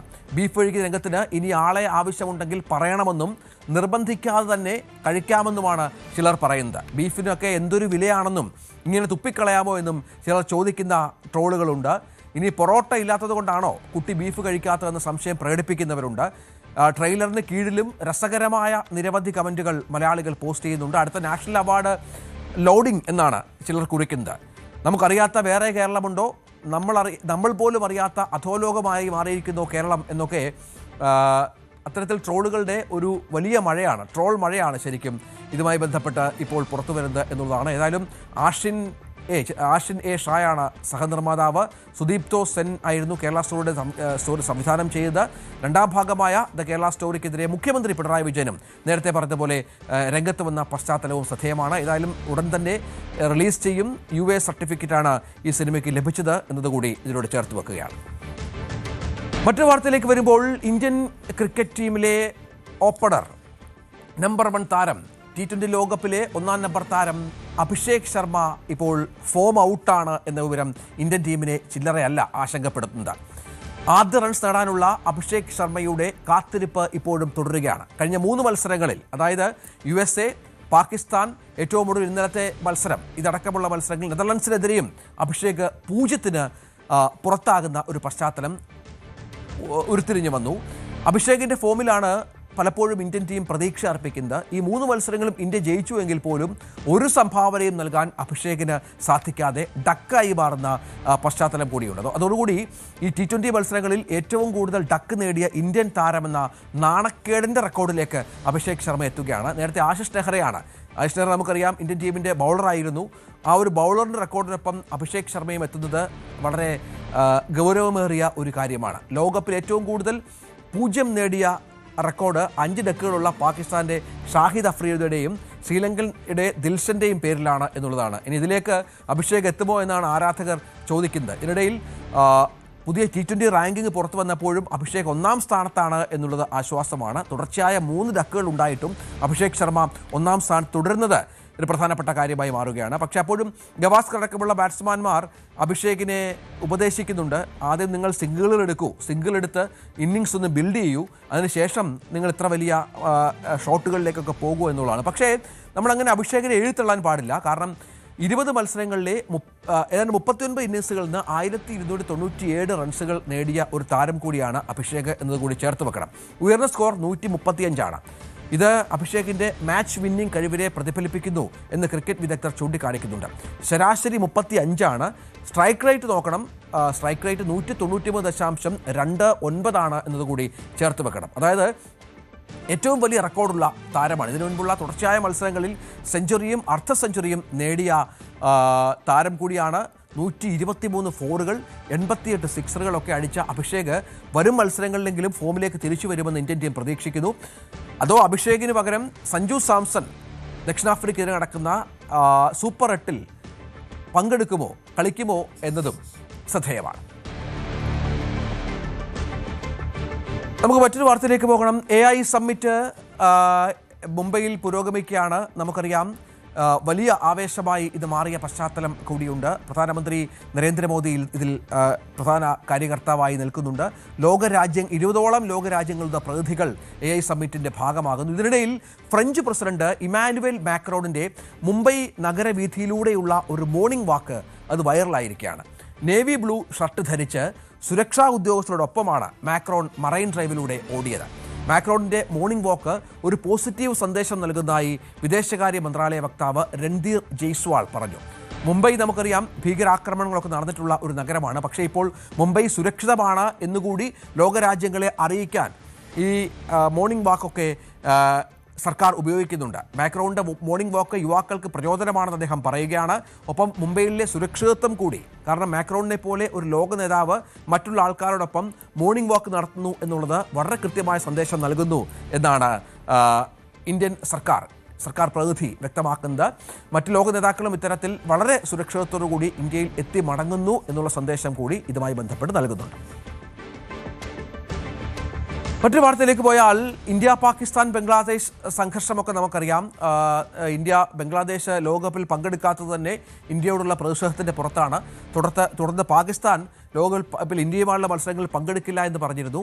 ഇത്തരത്തിൽ സംഘർഷങ്ങൾ വർദ്ധിച്ചു വരുന്ന പശ്ചാത്തലത്തിൽ പ്രധാന ക്രിക്കറ്റ് ടൂർണമെൻറ്റുകൾ ഇന്ത്യയിൽ നിന്ന് മാറ്റുന്നതിനെക്കുറിച്ച് അന്താരാഷ്ട്ര ക്രിക്കറ്റ് കൗൺസിൽ ആലോചിക്കുന്നതായി ചില റിപ്പോർട്ടുകൾ പുറത്തു വരുന്നുണ്ട്. ദ ഏജന്റ് റിപ്പോർട്ട് പ്രകാരം 2029 ചാമ്പ്യൻസ് ട്രോഫിയും 2031 ലോകകപ്പും ഇന്ത്യക്ക് പുറത്തുള്ള നിഷ്പക്ഷ വേദികളിലേക്ക് മാറ്റാൻ ചില ആലോചനകൾ ഉണ്ട് എന്നാണ് അത്തരം റിപ്പോർട്ടുകളായി പറയുന്നത്. ICCക്ക് ഇതുമായി ബന്ധപ്പെട്ട ആലോചന ICC നടത്തുന്നു എന്നുള്ള പ്രധാനപ്പെട്ട വിവരം കൂടിയുണ്ട്. അതായത് ഓസ്ട്രേലിയ അടക്കമുള്ള നിഷ്പക്ഷ വേദികൾ ഇതിനായി പരിഗണിക്കുന്നു എന്നുള്ള വിവരമാണ് ദ ഏജ് പുറത്തുവിടുന്നത്. പക്ഷേ ഇതുമായി ബന്ധപ്പെട്ട് സ്ഥിരീകരണമൊന്നുമില്ല. ICC ഇക്കാര്യങ്ങളിൽ വ്യക്തതയൊന്നും പറഞ്ഞിട്ടില്ല എങ്കിൽ പോലും ഒരുപക്ഷേ ഈ സംഘർഷങ്ങൾ മൂർച്ഛിച്ചാൽ ഇതുമായി ബന്ധപ്പെട്ട കാര്യങ്ങൾ 3 രാജ്യങ്ങളും തമ്മിൽ കൂടിയാൽ ഇത്തരത്തിലുള്ള ആലോചനകളിലേക്ക് ICC പോകും എന്നാണ് പറയുന്നത്. പക്ഷേ BCC ഇതുമായി ബന്ധപ്പെട്ട് അംഗീകരിക്കാൻ സാധ്യതയില്ല. കാരണം നമുക്കറിയാം ഏറ്റവും ശക്തമായ ക്രിക്കറ്റ് സംഘടനയാണ് BCCI. തലപ്പത്ത് നമുക്കറിയാം ICCയുടെ തലപ്പത്ത് പോലും പ്രധാനപ്പെട്ട ഇന്ത്യൻ നേതാക്കളാണുള്ളത് എന്ന് നമുക്കറിയാം. ഇന്ത്യൻ ആരാധകരെ മാറ്റി നിർത്തിയുള്ള ഒരു ക്രിക്കറ്റ് സംഘാടനം ICCക്ക് അത്ര എളുപ്പമല്ല. കാരണം ഏറ്റവും അധികം ആരാധകരുള്ളതും ഏറ്റവും അധികം വരുമാനം ICCക്ക് നൽകുന്നതും മറ്റും BCCI ആണ്. അവരെ അവഗണിച്ചുകൊണ്ടുള്ള ഒരു തീരുമാനത്തിലേക്ക് പോകില്ല എന്നുള്ളതും ഉറപ്പാണ്. മറ്റൊരു പ്രധാനപ്പെട്ട വാർത്തയിലേക്ക് പോകണം. അത് ഗാർഹിക പീഡനം നിയമവിധേയമാക്കി പുതിയ കാണത്ത നിയമവുമായി താലിബാൻ രംഗത്ത് വന്നിരിക്കുന്നു എന്നുള്ളതാണ്. അതായത് ഭർത്താവിന് ഭാര്യയെ മർദ്ദിക്കാൻ നിയമപരമായി താലിബാൻ അധികാരം നൽകുന്നു. ഇത്തരത്തിൽ മർദ്ദനം നടക്കുകയാണെങ്കിൽ എല്ലുകൾ ഒടിഞ്ഞാൽ മാത്രമാണ് ഭാര്യയ്ക്ക് പരാതി പറയാൻ അവസരമുള്ളതും ഭർത്താവിന് ശിക്ഷ കിട്ടുന്നതും. എത്ര മോശം സാഹചര്യമാണ് ഈ താലിബാൻ ഭരണത്തിൽ അഫ്ഗാനിസ്ഥാനിലുള്ളത് എന്ന് നമ്മൾ ഓർക്കണം. സ്ത്രീകൾക്കെതിരെ കടുത്ത തരത്തിലുള്ള നടപടികൾ സ്വീകരിക്കുന്ന, സ്ത്രീകൾക്ക് യാതൊരു സ്വാതന്ത്ര്യവും നൽകാത്ത താലിബാൻ ഭരണകൂടത്തിൻ്റെ മറ്റൊരു ഉദാഹരണം കൂടിയായി ഇത് മാറുകയാണ്. അതായത് സ്ത്രീകൾക്ക് കോടതിയിൽ പോകണമെങ്കിൽ പോലും കുടുംബത്തിലെ പുരുഷൻ്റെ സാന്നിധ്യം വേണം, ബന്ധുവീടുകൾ സന്ദർശിക്കണമെങ്കിൽ പുരുഷൻ്റെ സാന്നിധ്യം വേണം. അങ്ങനെ കാടത്തമായി നിയമങ്ങൾക്കെതിരെ ലോകരാജ്യങ്ങളിൽ വലിയ തോതിലുള്ള എതിർപ്പ് ഉയർന്ന പശ്ചാത്തലം കൂടിയുണ്ട്. BV വിനോദ് ശരിയാണ്. വിനോദ്, ഇത് നമുക്ക് കൗതുകം തോന്നും, അത്ഭുതം തോന്നും, പ്രതിഷേധം തോന്നും. വല്ലാത്ത അവസ്ഥയാണ് താലിബാൻ ഭരണകൂടത്തിൽ സ്ത്രീകൾക്ക് സംഭവിക്കുന്നത്. രഞ്ജിത്ത്, പ്രതിലോഭകരമായ തീരുമാനങ്ങൾ പലപ്പോഴും താലിബാൻ ഭരണകൂടങ്ങൾ കൈക്കൊണ്ടിട്ടുണ്ട്. അങ്ങനെ തന്നെ കാണേണ്ട മറ്റൊരു തീരുമാനമാണ് ഇപ്പോൾ പുറത്തു വന്നിട്ടുള്ളത്. കഴിഞ്ഞ ദിവസം ഭേദഗതി വരുത്തിയ നിയമത്തിലാണ് ഇത്തരത്തിലൊരു വിചിത്രമായ കാര്യമുള്ളത്. അതായത് ഭർത്താവിന് ഭാര്യയെ തല്ലാം, അതൊരു പരാതിയല്ല. തല്ലിൽ എല്ലിന് പൊട്ടലുണ്ടായാൽ മാത്രം അത് പരാതിയായി കോടതിയുടെ മുമ്പിൽ എത്തിക്കാം. അതായത് അവരുടെ വ്യവസ്ഥയിൽ പ്രവർത്തിക്കുന്ന നിയമ സംവിധാനത്തിന് മുന്നിലേക്ക് ഈ സ്ത്രീക്ക് എത്തണമെങ്കിൽ അവരുടെ ശരീരത്തിൽ പൊട്ടലുണ്ടാകണം. മാത്രമല്ല, ശരീരം പൂർണ്ണമായും മൂടിയ നിലയിൽ വസ്ത്രം ധരിച്ച് ആ മൂടിയ അവസ്ഥയിൽ പൊട്ടൽ ന്യായാധിപന് മുന്നിൽ ബോധ്യപ്പെടുത്തുകയും വേണം. അങ്ങനെ അത് വളരെ വിചിത്രമായ ഒരു കാര്യമാണ്. ഒരാൾ ശരീരം മുഴുവൻ മറച്ചുകൊണ്ട് അവരുടെ ശരീരത്തിലെ പൊട്ടൽ ഒരു നിയമ വ്യവസ്ഥയ്ക്ക് മുന്നിൽ കാണിക്കണം എന്ന വിചിത്രമായ ഒരു തീരുമാനം കൂടി. അതായത് ഒരു പൊട്ടലുണ്ടായാൽ പോലും അത് കാണിക്കാൻ പറ്റാത്ത തരത്തിലുള്ള നിയമം അതിനുവേണ്ടി തയ്യാറാക്കി എന്ന് വേണം കരുതാൻ. മാത്രമല്ല, ഈ പരാതി പറയാൻ എത്തേണ്ടത് ഭർത്താവിനൊപ്പമാണ്, അല്ലെങ്കിൽ കുടുംബത്തിലെ മറ്റ് പുരുഷന്മാർക്കൊപ്പമാണ് ഈ സ്ത്രീ പരാതി പറയാൻ എത്തേണ്ടത്. മാത്രമല്ല, സ്വന്തം ബന്ധുക്കളെ കാണാൻ പോയാൽ തടവ് ശിക്ഷ സ്ത്രീക്ക് നൽകിക്കൊണ്ടുള്ള വ്യവസ്ഥയും ഇതിൽ ഉൾപ്പെടുത്തിയിട്ടുണ്ട്. 2009 അമേരിക്കയുടെ പിന്തുണയോടുകൂടി അവിടെ നിയമത്തിൽ ഭേദഗതി വരുത്തിയിരുന്നു. ആ സമയത്ത് കുറച്ചുകൂടി സ്ത്രീകൾക്ക് അനുകൂലമായ തരത്തിലുള്ള നടപടികൾ ഉണ്ടായിരുന്നു, നിയമവ്യവസ്ഥകൾ ഉണ്ടായിരുന്നു. അതെല്ലാം തന്നെ മാറ്റിക്കൊണ്ടാണ് ഇപ്പോൾ 4 വിഭാഗങ്ങളായി ജനങ്ങളെ തിരിച്ചുകൊണ്ട് ഇത്തരത്തിലൊരു തീരുമാനം ഉണ്ടായിരിക്കുന്നത്. നേരത്തെ തന്നെ താലിബാനിൽ പെൺകുട്ടികൾക്ക് വിദ്യാഭ്യാസം നേടുന്നതിന് പ്രയാസമുണ്ടായിരുന്നു, അവർക്ക് അതിനുള്ള അവകാശമുണ്ടായിരുന്നില്ല. പൊതുരംഗത്ത് വരുന്നതിന് സ്ത്രീകൾക്കുള്ള ബുദ്ധിമുട്ടും പ്രയാസങ്ങളും ഉണ്ടായിരുന്നു. അങ്ങനെയുള്ളൊരു സാഹചര്യത്തിൽ നിന്നാണ് ഇപ്പോൾ ഭർത്താവിന് ഭാര്യയെ മർദ്ദിക്കാം എന്ന ഒരു വ്യവസ്ഥ കൂടി കൊണ്ടുവന്നിരിക്കുന്നത്. മാത്രമല്ല, ശരീരത്തിൽ പൊട്ടലുണ്ടായാൽ മാത്രം അത് പരാതിയായി കോടതിക്ക് മുന്നിൽ അവതരിപ്പിക്കാൻ കഴിയും. അങ്ങനെ അവതരിപ്പിക്കണമെങ്കിൽ തന്നെ ശരീരം പൂർണ്ണമായി മറച്ച നിലയിൽ ഈ പൊട്ടൽ കാണിക്കണം എന്ന ഒരു വ്യവസ്ഥ കൂടിയാണ് ഈ നിയമത്തിൻ്റെ ഭാഗമായി ഇപ്പോൾ കൊണ്ടുവന്നിരിക്കുന്നത്. രഞ്ജിത്ത്, BV വിനോദ് വിവരങ്ങൾ പങ്കുവച്ചു. ഇടവേളയ്ക്ക് ശേഷം നമുക്ക് മറ്റ് കൂടുതൽ വാർത്തകളുമായി വളരെ പെട്ടെന്ന് തിരിച്ചെത്താം.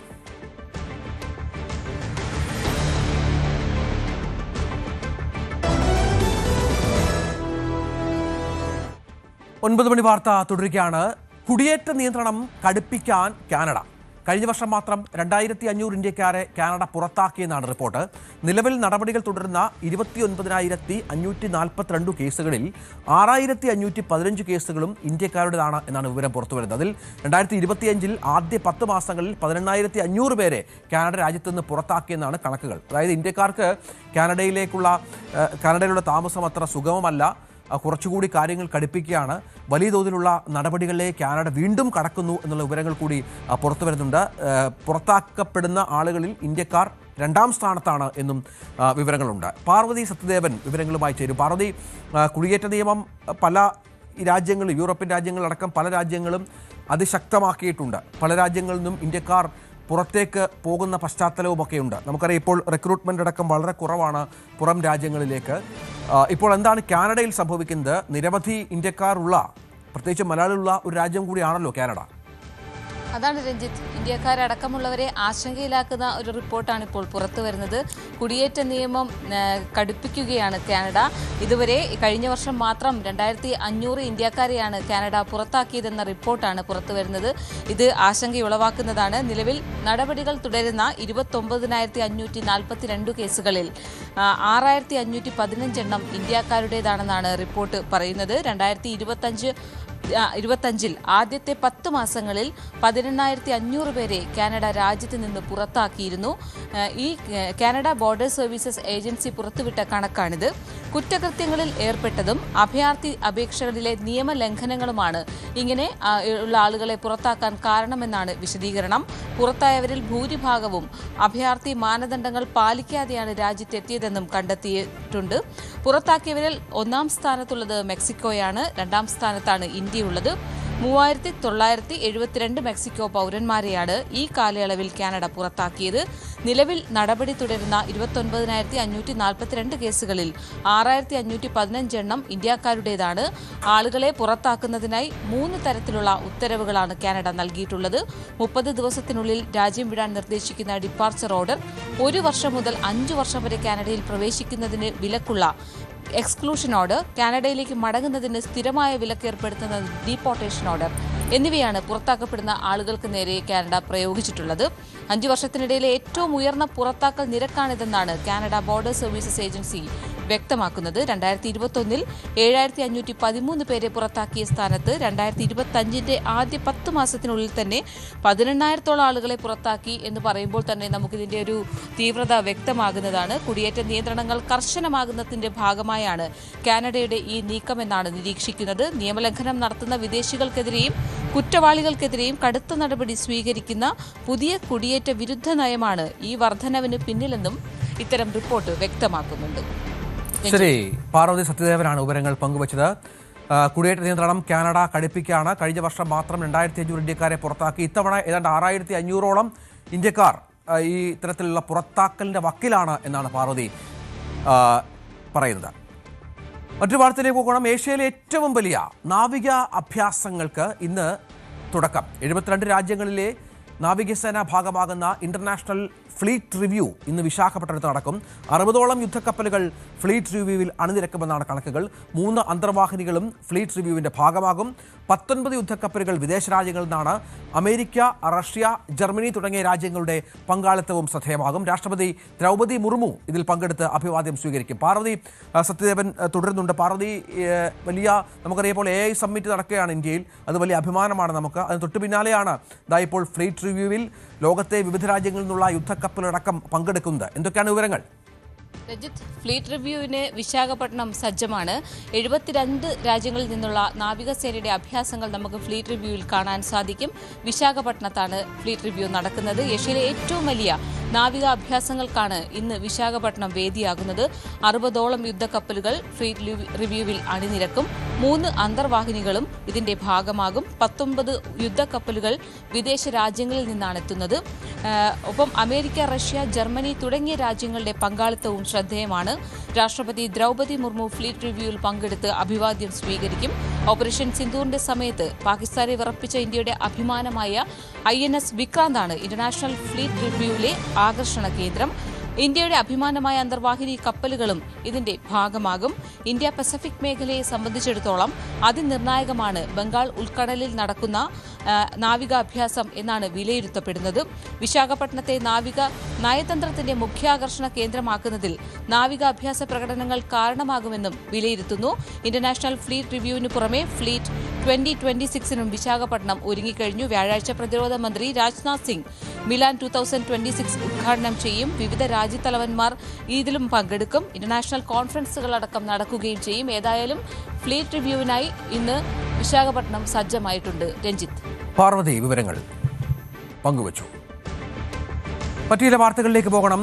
ഇന്നലെയാണ് നെടുമ്പാശ്ശേരി വിമാനത്താവളത്തിൽ നിന്ന് വളാഞ്ചേരി സ്വദേശി മൊയ്തീൻകുട്ടിയെ NIA പിടികൂടിയത്. NIAയുടെ പരിശീലകനാണ് മൊയ്തീൻകുട്ടി എന്ന വിവരങ്ങൾ പുറത്തു വന്നിരുന്നു. ന്യൂസ് 8 ഏറ്റവും എക്സ്ക്ലൂസീവായി നൽകിയ ഒരു പ്രധാനപ്പെട്ട വാർത്തയാണിത്. നിർണായക വിവരങ്ങൾ NIAയ്ക്ക് മൊയ്തീൻകുട്ടിയിൽ നിന്ന് ലഭിച്ചുവെന്നാണ് ഇപ്പോൾ നമുക്ക് ലഭിക്കുന്ന വിവരങ്ങൾ. ഭീകരപ്രവർത്തനങ്ങളും അക്രമങ്ങളും നടത്തുന്നതിന് ആയുധങ്ങൾ കൈകാര്യം ചെയ്യുന്നതിലും ഫണ്ട് സ്വരൂപിക്കുന്നതിലുമുള്ള പങ്കിനെ സംബന്ധിച്ച വിവരങ്ങളാണ് കിട്ടിയത്. 2047ഓടെ ഇന്ത്യയിൽ ഇസ്ലാമിക ഭരണം സ്ഥാപിക്കുക എന്ന ലക്ഷ്യം PFIക്കുണ്ടായിരുന്നു എന്നുള്ള വിവരങ്ങൾ മൊയ്തീൻകുട്ടി NIAയോട് പങ്കുവച്ചു. അതനുസരിച്ചുള്ള പ്രവർത്തനങ്ങളാണ് ഇപ്പോൾ PFI ഇന്ത്യയിൽ നടത്തിയിരുന്നത് എന്നുള്ളതാണ് ഞെട്ടിപ്പിക്കുന്ന വിവരം. ഇതിനുവേണ്ടി മുസ്ലിം യുവാക്കൾക്ക് പരിശീലനം നൽകിയിട്ടുണ്ടെന്നും NIA വ്യക്തമാക്കിയിട്ടുണ്ട്. ഡാൻ കുര്യൻ വിവരങ്ങൾ പങ്കുവെക്കുകയാണ്. ഡാന്, ഈ മൊയ്തീൻകുട്ടിയുടെ അറസ്റ്റ് അതൊരു വലിയ ടേണിംഗ് പോയിന്റാണ്. കാരണം PFIയെ കുറിച്ച് പരമാവധി വിവരങ്ങൾ ശേഖരിക്കുക എന്നുള്ളതാണ് NIAയുടെ ലക്ഷ്യം. ഇപ്പോൾ മൊയ്തീൻകുട്ടി പറയുന്ന വിവരമനുസരിച്ച് കാര്യങ്ങൾ വളരെ ഗൗരവതരമായി കാണേണ്ട ഒന്നുമാണ്. തീർച്ചയായിട്ടും. അതായത് ഇതിന്റെ സാമ്പത്തിക സ്രോതസ്സുകൾ കേന്ദ്രീകരിച്ചുകൊണ്ടുള്ള അന്വേഷണത്തിന് ഗതിവേഗം പകരുന്നതാണ് മൊയ്തീൻകുട്ടിയുടെ അറസ്റ്റ് എന്ന വിലയിരുത്തലാണ് NIA. കാരണം ഇത്തരത്തിൽ ഈ ആയുധ പരിശീലനം നൽകുന്നതിനും ഒപ്പം ആധുനിക ആയുധങ്ങൾ വാങ്ങുന്നതിനുമുള്ള സാമ്പത്തിക സ്രോതസ് എവിടെ നിന്നായിരുന്നു? അത് നേരത്തെ നമുക്കറിയാം, വിദേശ രാജ്യങ്ങളിൽ നിന്ന്, പ്രത്യേകിച്ച് ഗൾഫ് രാജ്യങ്ങളിൽ നിന്ന് സന്നദ്ധ പ്രവർത്തനങ്ങൾ എന്ന പേരിൽ സ്വരൂപിച്ചിരുന്ന പണം വകമാറ്റി ഹവാല ഇടപാടിലൂടെ ഈ രാജ്യത്തേക്ക് രഹസ്യമായി എത്തിക്കുകയും പിന്നീട് ആ പണം ഉപയോഗിച്ചുകൊണ്ട് ഇത്തരത്തിൽ ദേശവിരുദ്ധ പ്രവർത്തനങ്ങൾ നടത്തുകയുമാണ് ചെയ്തിരുന്നതെന്നാണ് NIA ഡൽഹി കോടതിയിലടക്കം സമർപ്പിച്ചിരുന്ന കുറ്റപത്രത്തിൽ വ്യക്തമാക്കിയിരുന്നത്. അത് ശരിവെക്കുന്ന തരത്തിലുള്ള ചില മൊഴികൾ പ്രാഥമികമായ ചോദ്യം ചെയ്യലിൽ മൊയ്തീൻകുട്ടിയുടെ ഭാഗത്തു നിന്ന് ദേശീയ അന്വേഷണ ഏജൻസിക്ക് ലഭിച്ചിട്ടുണ്ടെന്നുള്ള വിവരങ്ങളാണ് ലഭിക്കുന്നത്. അങ്ങനെയെങ്കിൽ വിശദമായ ചോദ്യം ചെയ്യലിലൂടെ ഇതിന്റെ സാമ്പത്തിക സ്രോതസ്സുകളെ സഹായിച്ചിരുന്നത് ആരൊക്കെയാണ്, അതിൽ സംസ്ഥാനത്ത് ആർക്കൊക്കെ പങ്കുണ്ടായിരുന്നു, ഇതടക്കമുള്ള കാര്യങ്ങളിൽ ഒരു വ്യക്തത കൈവരുമെന്നുള്ള പ്രതീക്ഷയിലാണ് ദേശീയ അന്വേഷണ ഏജൻസി ഉള്ളത്. എന്തായാലും കോടതിയിൽ ഹാജരാക്കി റിമാൻഡിൽ കസ്റ്റഡിയിൽ വാങ്ങി വിശദമായ ചോദ്യം ചെയ്യൽ നടത്താനുള്ള നീക്കത്തിലാണ് NIA. അതാണ് വിവരം. എന്തായാലും വലിയ ഞെട്ടിപ്പിക്കുന്ന വിവരങ്ങൾ. ഭീകരപ്രവർത്തനങ്ങളും അക്രമങ്ങളും നടത്തുന്നതിന് പരിശീലനമടക്കം യുവാക്കൾക്ക് നൽകിയിരുന്നു. 2047ഓടെ ഇന്ത്യയിൽ ഇസ്ലാമിക് ഭരണം സ്ഥാപിക്കുക എന്ന ലക്ഷ്യം PFIക്ക് ഉണ്ടായിരുന്നു. അതിനുള്ള ഫണ്ട് റേസിംഗ് അടക്കം ഇവർ നടത്തിയിരുന്നു എന്നുള്ള വിവരങ്ങൾ കൂടി പുറത്തു വരുന്നുണ്ട്. മൊയ്തീൻകുട്ടിയെ ഇപ്പോഴും NIA സംഘം ചോദ്യം ചെയ്തു വരികയാണ്. കൂടുതൽ വിവരങ്ങൾ ലഭ്യമാകുന്ന മുറയ്ക്ക് കൂടുതൽ പരിശോധനകളിലേക്കും അറസ്റ്റിലേക്കും മറ്റും NIA സംഘം പോകുമെന്നാണ്. അതായത് ഇപ്പോഴും PFIയുടെ പല പ്രധാനപ്പെട്ട നേതാക്കളും മറ്റും NIAയുടെ റഡാറിലാണ് എന്ന കാര്യത്തിൽ വ്യക്തത വരുന്നുണ്ട്. NIA ഇവരുമായി ബന്ധപ്പെട്ട കാര്യങ്ങൾ മുന്നോട്ട് നീക്കുന്നുമുണ്ട്. ഇപ്പോഴും നിരവധി PFI നേതാക്കൾ അറസ്റ്റിലും കസ്റ്റഡിയിലും മറ്റുമുണ്ട്. മറ്റൊരു പ്രധാനപ്പെട്ട വാർത്ത, CPMന്റെ സൈബർ ടീമിൽ വൻ പൊട്ടിത്തെറി. മുതിർന്ന മാധ്യമപ്രവർത്തകർ ടീം വിട്ടു എന്നുള്ള വിവരം പുറത്തു വരുന്നുണ്ട്. KV Sudhakaran, K Mohandas, ES Subhash എന്നിവർ ഒഴിഞ്ഞു. ദേശാഭിമാനി മുൻ ന്യൂസ് എഡിറ്റർമാരാണ് ഈ 3 പേരും. നികേഷ് കുമാറാണ് നമുക്കറിയാം ഈ CPMന്റെ സൈബർ ടീമിൻ്റെ തലപ്പത്തുള്ളത്. നികേഷ് കുമാറിൻ്റെ ഏകപക്ഷീയമായ നടപടികളിലാണ് ഇവർക്ക് അതൃപ്തിയുള്ളത്. അടുത്ത കാലത്തായി വന്ന പല സംഭവങ്ങളും CPMനെ തിരിച്ചടിച്ച പശ്ചാത്തലം കൂടി ഇതിനോട് ചേർത്ത് വെക്കണം. നികേഷ് കുമാറിൻ്റെ ഉപദേശത്തിൻ്റെ പുറത്താണ് MV ഗോവിന്ദനും മുഖ്യമന്ത്രിയും അടക്കം ഇത്തരത്തിലുള്ള പല അബദ്ധങ്ങളിലും ചെന്ന് ചാടുന്നത് എന്ന വിമർശനം പല കോണുകളിൽ നിന്നും ഉയർന്ന പശ്ചാത്തലം കൂടി ഉണ്ടായിരുന്നു. ഈ സാഹചര്യത്തിൽ കൂടിയാണ് ഈ ദേശാഭിമാനിയുടെ മുൻ എഡിറ്റർമാരടക്കം ഈ ടീം വിട്ടത് എന്ന് വേണം മനസ്സിലാക്കാൻ. മുഖ്യമന്ത്രിക്കും നികേഷുമായി ബന്ധപ്പെട്ട അതൃപ്തിയുണ്ട് എന്നുള്ള വിവരങ്ങൾ കൂടി പുറത്തു വരുന്നുണ്ട്. നികേഷിനെ സംരക്ഷിക്കുന്നത് MV ഗോവിന്ദനാണെന്ന ആക്ഷേപവും ഇവർ പങ്കുവെക്കുന്നുണ്ട്. VV അരുൺ വിവരങ്ങൾ പങ്കുവെക്കും. അരുണ്, അടുത്ത കാലത്തായി ചെയ്ത പല കാര്യങ്ങളും അബദ്ധമായി പോയി എന്നുള്ള ധാരണ, ആ തരത്തിലുള്ള പ്രചരണവും മറ്റും ഉണ്ടായിരുന്നു. പല കാര്യങ്ങളും ട്രോളുകളായി മാറുന്ന പശ്ചാത്തലമൊക്കെ കണ്ടു. ഇതൊക്കെ ഈ നികേഷിൻ്റെ നേതൃത്വത്തിലുള്ള സൈബർ ടീമിൻ്റെ നിർദ്ദേശത്താലാണ് എന്നാണ് നമുക്ക് മനസ്സിലാകുന്നത്. ഇത്തരം അസംതൃപ്തികളൊക്കെ ഇപ്പോൾ ഈ സൈബർ ടീമിനുള്ളിലേക്കും വ്യാപിച്ചിരിക്കുന്നു എന്നാണോ മനസ്സിലാക്കേണ്ടത്?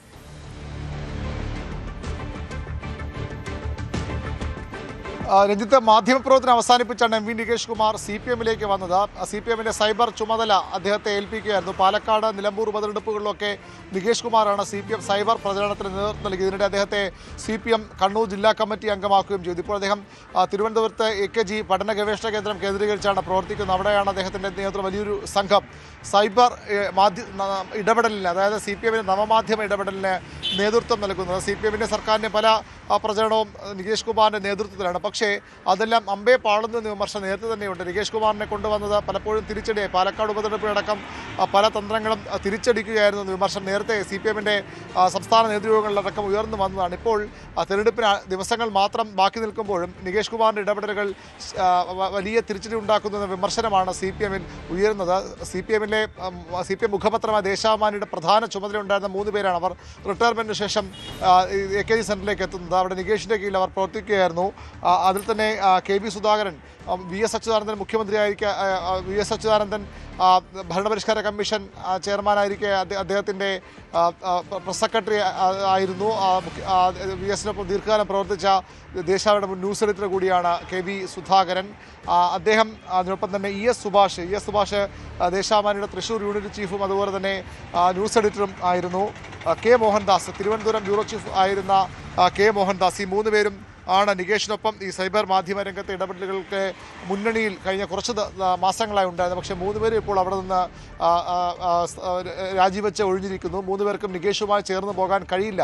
അതിനെ തുടർന്നാണ് 3 പേരും ഈ സൈബർ ഇടപെടലുമായി ബന്ധപ്പെട്ട ആ വിഭാഗത്തിൽ നിന്ന് പിരിഞ്ഞു പോയിരിക്കുന്നത്. ഏതായാലും നികേഷും ഇവരും തമ്മിൽ നിരന്തര തർക്കങ്ങളുണ്ടായിരുന്നു. നികേഷിൻ്റെ പല ആശയങ്ങളും തിരിച്ചടി ഉണ്ടാക്കുന്ന വിമർശനം ഇവർ ഈ യോഗങ്ങളിലൊക്കെ ഉന്നയിച്ചിരുന്നു. അതിനെ തുടർന്ന് നികേഷും ഇവർക്കെതിരെ പലതവണ രംഗത്ത് വന്നു. ഇവരുടേത് ഈ മൂവരുടേതും പഴഞ്ചൻ ആശയങ്ങളെന്ന വിമർശനം നികേഷും പല ഘട്ടങ്ങളിലും ഉയർത്തിയതാണ് നമുക്ക് ലഭിക്കുന്ന വിശ്വസനീയമായ വിവരം. ഏതായാലും ആ 3 പേരും അവിടെ നിന്ന് പിരിഞ്ഞു പോയിരിക്കുന്നു. വലിയ പൊട്ടിത്തെറി സൈബർ സംഘത്തിലുണ്ട്. മാത്രമല്ല ഈ അടുത്തിടെ നടന്ന പല സംഭവങ്ങളും നികേഷിൻ്റെ തന്ത്രങ്ങൾ പൂർണ്ണമായും ഫലമുണ്ടാക്കുന്നു, വിപരീത ഫലമുണ്ടാക്കുന്നു. എന്താണോ CPM സർക്കാരുമൊക്കെ ഉദ്ദേശിക്കുന്നതിന് വിപരീത ഫലമാണ് ഉണ്ടാക്കുന്ന വിമർശനം ശക്തമാണ്. ഏറ്റവും ഒടുവിൽ നാദാപുരത്ത് വെച്ച് മേഖലാ ജാഥയിൽ ഒരു വൃദ്ധൻ വന്ന പെൻഷൻ ലഭിച്ച പണം സംസ്ഥാന സെക്രട്ടറിക്ക് നൽകുന്നു. ആ പണം നിങ്ങൾ എടുക്കണമെന്ന് നൽകുന്നു. പിന്നീട് അദ്ദേഹം തന്നെ തിരിച്ച് അത് ഞാൻ പറഞ്ഞതല്ല, എന്നെക്കൊണ്ട് ചെയ്യിച്ചതെന്ന ഒരു വെളിപ്പെടുത്തലുമായി രംഗത്ത് വന്നു. പിന്നീട് അദ്ദേഹം മൊയ്തീൻ മാറ്റി പറഞ്ഞുവെങ്കിൽ പോലും അത്തരമൊരു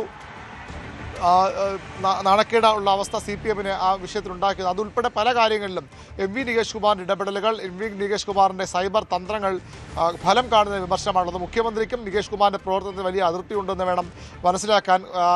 ഒരു കാലത്തും ഇല്ലാത്ത തരത്തിൽ CPM സാമൂഹ്യ മാധ്യമ രംഗത്ത് പിന്നാക്കം പോകുന്ന അഭിപ്രായം മുഖ്യമന്ത്രിക്കുമുണ്ട് എന്നാണ് നമുക്ക് ലഭിക്കുന്ന വിശ്വസനീയമായ വിവരം. അതിന് കാരണം സൈബർ മാധ്യമ രംഗത്തെ ഇടപെടൽ, നവമാധ്യമ രംഗത്തെ ഇടപെടൽ ഏറ്റവും ശക്തമായി ആദ്യം തുടങ്ങിയതും അത് വലിയ രീതിയിൽ ശക്തമായി മുന്നോട്ട് കൊണ്ടുപോയതും CPM-ആണ്. ചിലപ്പോഴൊക്കെ തിരിച്ചിട്ടുണ്ടെങ്കിൽ പോലും CPM-ന് വിവരമായ സംവിധാനമുണ്ട്. അതൊക്കെ ഒന്നുകൂടി മെച്ചപ്പെടുത്താനാണ് നികേഷ് കുമാറിനെ പോലെ ദൃശ്യമാധ്യമ രംഗത്തെ ഏറ്റവും പ്രധാനപ്പെട്ട ഒരു മുഖത്തെ ഈ സൈബർ സംഘത്തിനെ കൂടി ചുമതല നൽകിക്കൊണ്ട് CPM-ലേക്ക് കൊണ്ടുവന്നത്.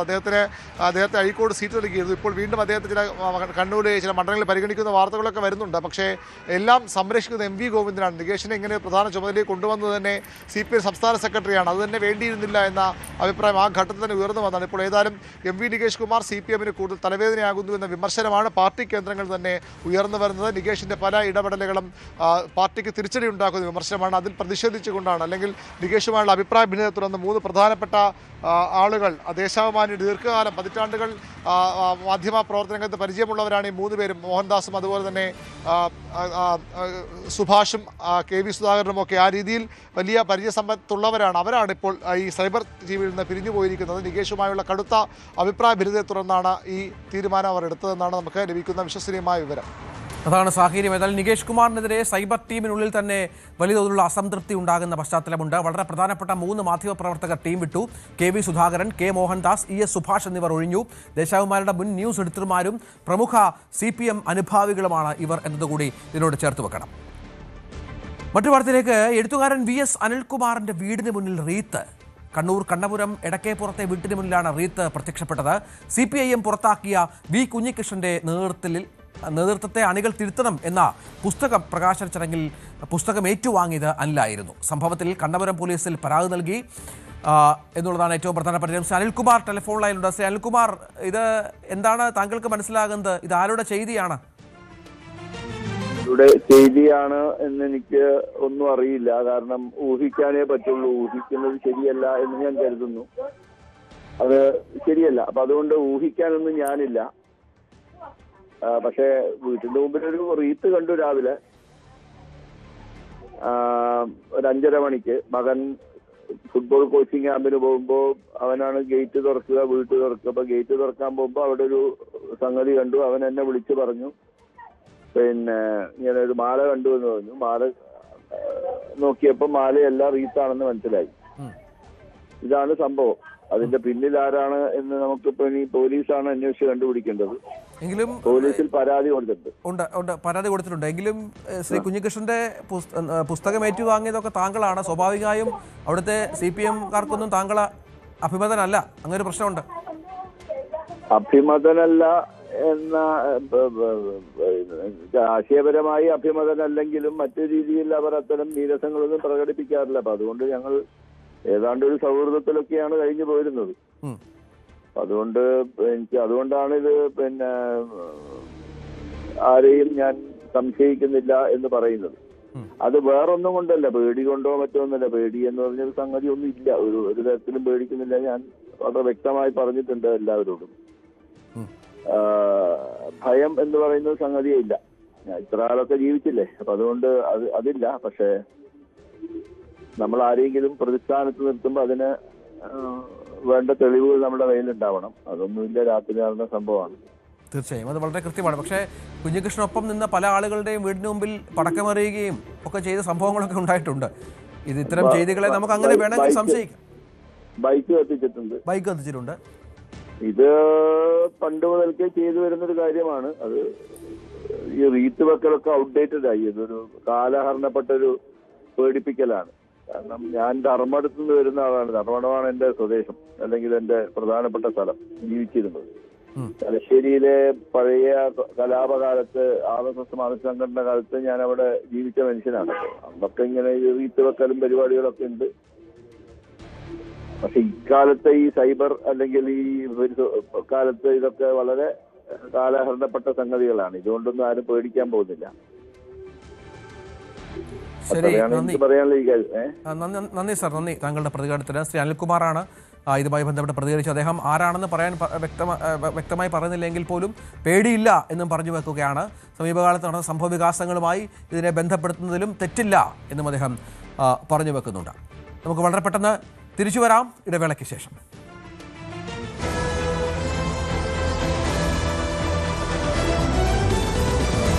ലോകം സാമ്പത്തിക മാന്ദ്യത്തിന്റെ നിഴലിലായിരുന്നപ്പോഴും ആഗോള രാഷ്ട്രീയ അസ്ഥിരതകൾ വിപണികളെ ഉലച്ചപ്പോഴും കഴിഞ്ഞ 4 വർഷമായി ലോകത്തിലെ ഏറ്റവും വേഗത്തിൽ വളരുന്ന സമ്പദ് വ്യവസ്ഥ എന്ന പദവി ഇന്ത്യ കാത്തുസൂക്ഷിക്കുകയാണ്.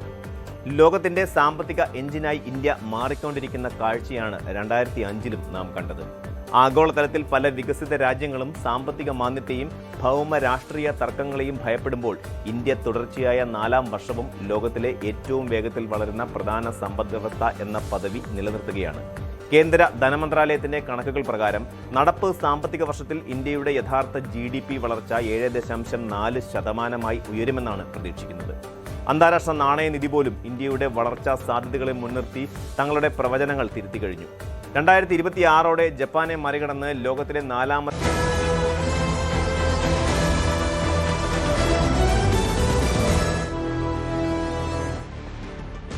സംവിധായകൻ ഷംസുദ്ദീന്റെ അറസ്റ്റിൽ പോലീസിനെതിരെ കോടതിയുടെ രൂക്ഷ വിമർശനം. രാത്രി വാതിൽ പൊളിച്ച് അറസ്റ്റ് ചെയ്യേണ്ട സാഹചര്യം എന്തായിരുന്നു എന്ന് കോടതി ചോദിക്കുന്നു. എല്ലാ കേസിലും ഇതുപോലെ തന്നെയാണോ പ്രവർത്തിക്കുന്നത്? ഹിൽ പാലസ് SHO നേരിട്ട് കോടതിയിൽ ഹാജരാക്കി വിശദീകരണം നൽകണം എന്നും കോടതി നിർദ്ദേശിച്ചിട്ടുണ്ട്.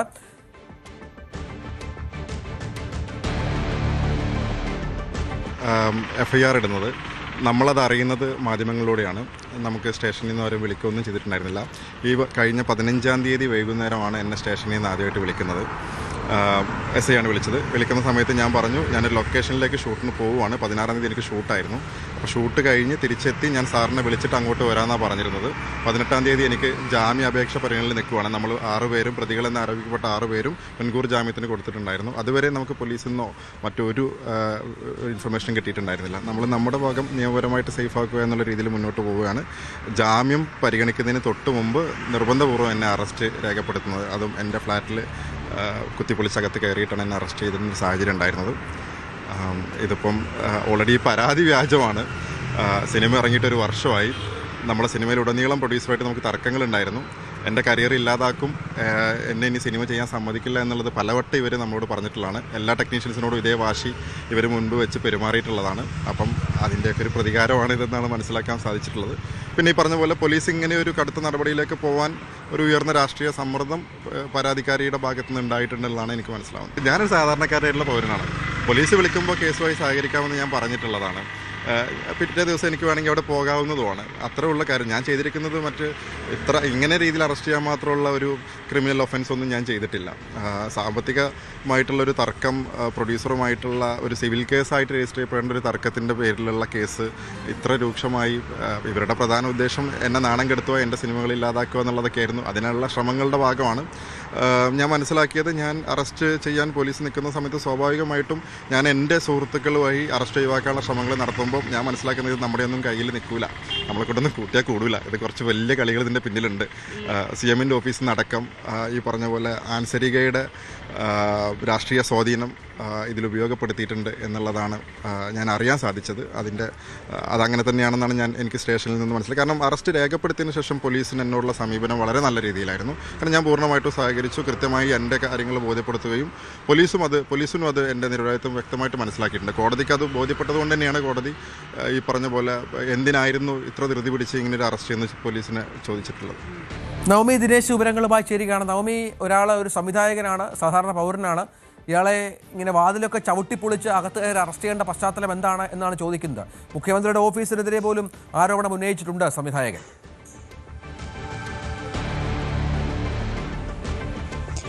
രഞ്ജിത്ത്, കോടതിയും ഇതേ ചോദ്യം തന്നെയാണ് ചോദിച്ചത്. ഇന്നലെ അദ്ദേഹത്തെ അറസ്റ്റ് ചെയ്ത് കോടതിയിൽ ഹാജരാക്കിയപ്പോൾ ചോദിച്ചത്, മുൻകൂർ ജാമ്യാപേക്ഷ ഇന്ന് പരിഗണിക്കാനിരിക്കുമ്പോൾ എന്തിനായിരുന്നു തിടുക്കപ്പെട്ട ഇത്തരത്തിലൊരു വഞ്ചനാ കേസിൽ ഒരു അറസ്റ്റ് രേഖപ്പെടുത്തേണ്ടത്? അതും ഫ്ളാറ്റിന്റെ വാതിൽ ചവിട്ടിപ്പൊളിച്ച് പുലർച്ചെയാണ് പോലീസ് അവിടെ കയറി ഈ സംവിധായകൻ ഷംസുദ്ദീനെ അറസ്റ്റ് ചെയ്തത്.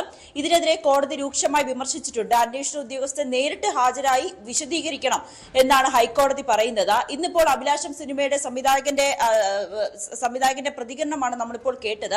അദ്ദേഹം പറയുന്നത് ഇതിൽ കൃത്യമായിട്ടുള്ള ഒരു രാഷ്ട്രീയ പ്രേരണയുണ്ട്. മുഖ്യമന്ത്രിയുടെ ഓഫീസ് വരെ ഇടപെട്ടു. അതായത് ഈ നിർമ്മാതാവ്, അഭിലാഷം സിനിമയുടെ നിർമ്മാതാവ് ആൻസരിക ആന്റണി, MA ബേബിയുടെ മുതിർന്ന CPM നേതാവായിട്ടുള്ള MA ബേബിയുടെ മരുമകളുടെ സഹോദരിയാണ്. ആ ഒരു സ്വാധീനം തന്നെയാണ് ഈ കേസിലും അവർ കാണിച്ചതെന്നാണ് നിർമ്മാതാവ് പറയുന്നത്. MA ബേബി പല സെറ്റുകൾ വന്നിട്ടുള്ള ദൃശ്യങ്ങളടക്കം ഈ നിർമ്മാതാവ് ഈ സംവിധായകൻ പുറത്തുവിടുകയും ചെയ്തിരുന്നു.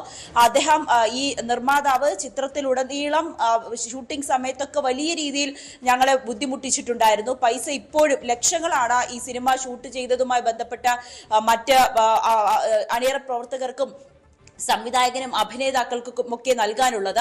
അതൊക്കെ ചോദിക്കുമ്പോൾ ഈ രാഷ്ട്രീയ സ്വാധീനം ഉപയോഗിച്ച്, അതായത് MA ബേബി അദ്ദേഹത്തിന്റെ ബന്ധുവാണ്, നിർമ്മാതാവിന്റെ ബന്ധുവാണ്, നിങ്ങളെ കേസിൽ കൊടുക്കും, നിങ്ങളെ ഇത്തരത്തിൽ കരിയർ അവസാനിപ്പിക്കും എന്ന തരത്തിലുള്ള ഭീഷണി ഷൂട്ടിങ്ങിൽ ഉടനീളം ഈ നിർമ്മാതാവ് ഉന്നയിച്ചിരുന്നു എന്നാണ് ഇപ്പോൾ സംവിധായകൻ പറയുന്നത്. ആ ഒരു രാഷ്ട്രീയ സ്വാധീനം തന്നെയാണ് തന്നെ ഇത്തരത്തിൽ ഉള്ള അറസ്റ്റിലേക്ക് നയിച്ചത്. തന്നെ ഇത്തരത്തിലുള്ള ഒരു അറസ്റ്റ് ചെയ്യാൻ കാരണവും ആ രാഷ്ട്രീയ സ്വാധീനമാണെന്നാണ് ഈ സംവിധായകൻ പറയുന്നത്. എന്തായാലും നിയമപരമായി നേരിടാൻ തന്നെയാണ് സംവിധായകനും തീരുമാനിച്ചിരിക്കുന്നത്. കോടതിയും രൂക്ഷമായിട്ടുള്ള വിമർശനം ഉന്നയിച്ചിരിക്കുന്ന സാഹചര്യത്തിൽ ഇതൊരു വ്യാജ പരാതി എന്ന വാദത്തിൽ ഉറച്ചു നിൽക്കുകയാണ്. പുറത്തിറങ്ങിയ ഒരു ചിത്രം അതിന്റെ OTT വരെ കൈമാറി, OTT വരെ റിലീസ് ചെയ്തു. പിന്നെ എങ്ങനെയാണ് ആ ചിത്രത്തിന്റെ ഹാർഡ് ഡിസ്ക് ഞാൻ കൊണ്ടുപോയി മാറ്റിവെച്ചു അല്ലെങ്കിൽ താൻ മോഷ്ടിച്ചു എന്ന് നിർമ്മാതാവ് പറയുന്നത് എന്തിന്റെ അടിസ്ഥാനത്തിലാണെന്ന് സംവിധായകൻ ചോദിക്കുന്നുണ്ട്. അതോടൊപ്പം തന്നെ ഒരു വാഹനം, ഒരു കാർ തന്റെ പക്കലുണ്ടെന്ന് പറയുന്നു. പക്ഷെ ആ വാഹനം താൻ കൃത്യമായി തിരികെ നൽകി. ആ തെളിവെടുപ്പ് സമയത്ത് പോലീസിന് ആ വാഹനം കാണിക്കുകയും ചെയ്തു. പക്ഷെ ആ വാഹനം താൻ മോഷ്ടിച്ചു എന്ന പേരിൽ വീണ്ടും തനിക്കെതിരെ ഒരു പരാതി നൽകിയിരിക്കുകയാണ് നിർമ്മാതാവ്. എന്തായാലും തന്നെ ഇത്തരത്തിലൊരു തന്നെ ഇത്തരത്തിൽ അറസ്റ്റ് ചെയ്തത് നിർമ്മാതാവിന്റെ രാഷ്ട്രീയ സ്വാധീനമാണ്. മുഖ്യമന്ത്രിയുടെ ഓഫീസിൽ നിന്ന് വരെ ഇടപെടൽ ഉണ്ടായി എന്ന് തനിക്ക് സ്റ്റേഷനിലെത്തിയപ്പോൾ മനസ്സിലായി എന്നുകൂടിയാണ് അഭിലാഷം സംവിധായകൻ ഷംസുദ്ദീൻ പറഞ്ഞു വെക്കുന്നത്. നവമി ദിനേശ് വിവരങ്ങൾ പങ്കുവച്ചു. മറ്റൊരു വാർത്തയിലേക്ക് പോകണം. ശബരിമല തീർത്ഥാടകരെ രാത്രിയിൽ പെരുവഴിയിൽ ഇറക്കിവിട്ട സംഭവത്തിൽ KSRTC ജീവനക്കാർക്കെതിരെ നടപടി. ഡ്രൈവർ N സജികുമാറിനെയാണ് ഗതാഗത മന്ത്രി ഇടപെട്ട് പിരിച്ചുവിട്ടത്. കണ്ടക്ടർ പ്രേമസുധനെ പൂവാർ ഡിപ്പോയിൽ നിന്ന് കാസർകോട്ടേക്ക് സ്ഥലം മാറ്റുകയും ചെയ്തു. വൃദ്ധമാതാക്കളും കുട്ടികളും ഉൾപ്പെടെ ഉള്ളവരെയാണ് വനപാതയിൽ ഇറക്കിവിട്ടത്. നിലയ്ക്കൽ സ്റ്റാൻഡിൽ ഇറക്കുന്നതിന് പകരം വഴിയിൽ ഇറക്കി വിടുകയായിരുന്നു.